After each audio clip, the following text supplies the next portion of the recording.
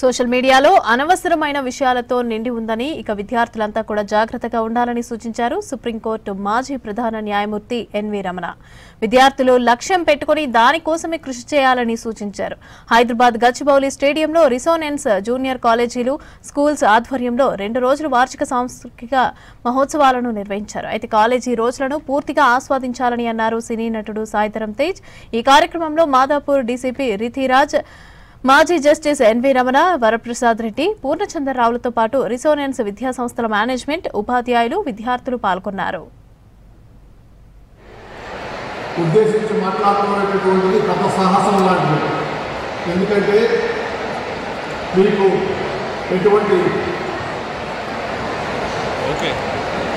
తారతమ్యాలు కానీ ఎటువంటి నిషేధాలు కానీ ఎటువంటి లెక్కలేని ఇది కానీ లేదు. ఎందుకంటే మీరు ఈ వయసులో ఉన్నప్పుడు ఎవరినైనా ప్రశ్నిస్తారు, ఎవరినైనా ఏదైనా అడిగేటటువంటి ధైర్యం దమ్ము ఉన్నటువంటి వాళ్ళు.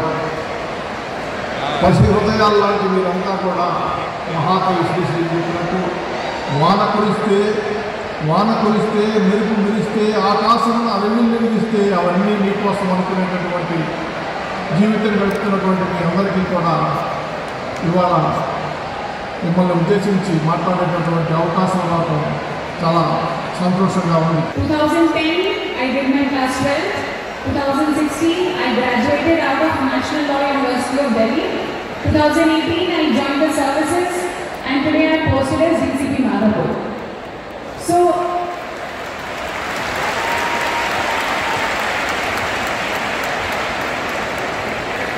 it has not been an easy journey. When I was at school, I was not a very athletic student. I did not participate in sports. I was always a very studious student and I never got good marks. I was always running behind marks. I'm getting only 75, I'm getting only 85. But my toppers in my class, they're getting 95, they're getting 96. And I would feel bad about it. So marks, I would always keep running after. Number 2, I would let the marks define me. I would see my report card and I would feel this is what I am. If I'm getting 75%, if I'm getting 85%, that's only what I can do. But fortunately, when I got into a good college, when I got into National Law University of Delhi, few things I understood. Never let marks define me. If you are getting 75 today, you are capable of getting a 99, 100 tomorrow. It depends on you. It only and only depends on you.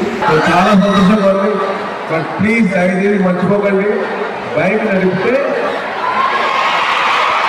Helmet పెట్టుకోండి please. And one more thing, please make as many memories as possible in your college life with your friends, with your lecturers, with your girlfriend also.